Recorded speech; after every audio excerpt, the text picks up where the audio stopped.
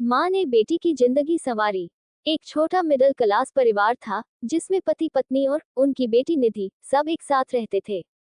निधि के पापा के गुजर जाने के बाद सारी जिम्मेदारियां उसकी माँ रमा के कंधों पर आ गई थी। परिवार के अन्य रिश्तेदारों ने मदद करने की बजाय किनारा खींच लिया।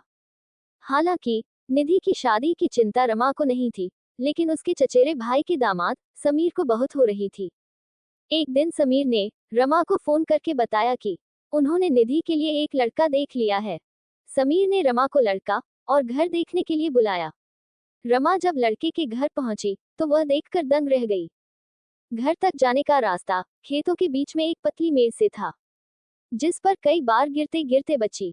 घर कच्चा और टूटा फूटा था और घर की महिलाएं अंदर से घूंघट में झांक रही थीं। लड़का बदसूरत, काला और न तो बोलने की तमीज थी, न ही कोई शिष्टाचार। रमा ने लड़के से पूछा कि वह क्या करता है, तो उसने बताया कि वह पॉलिटेक्निक कॉलेज के प्रथम वर्ष में पढ़ रहा है।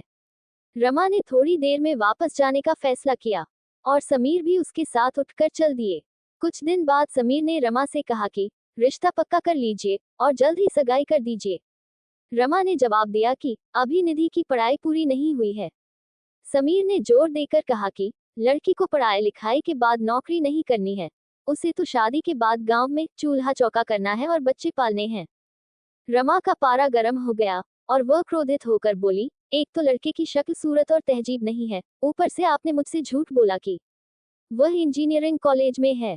आपके कई एहसान हम पर हैं, पर इसका मतलब यह नहीं है कि मैं अपनी बेटी को कहीं भी झोंक दूं। आपको पता है, निधि दिल्ली यूनिवर्सिटी में पढ़ रही है। उसके पापा नहीं है तो क्या हुआ, उसकी माँ अभी जिंदा है। समीर भी गर्म होकर बोले, देखता हूँ कौन शादी करता है। ये कहकर उन्होंने सारे संबंध तोड़ दिए।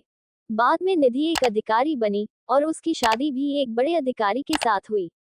इस तरह रमा ने अपनी बेटी की जिंदगी संवारने के लिए संघर्ष किया और सफल रही। प्लीज लाइक और कमेंट करें। धन्यवाद।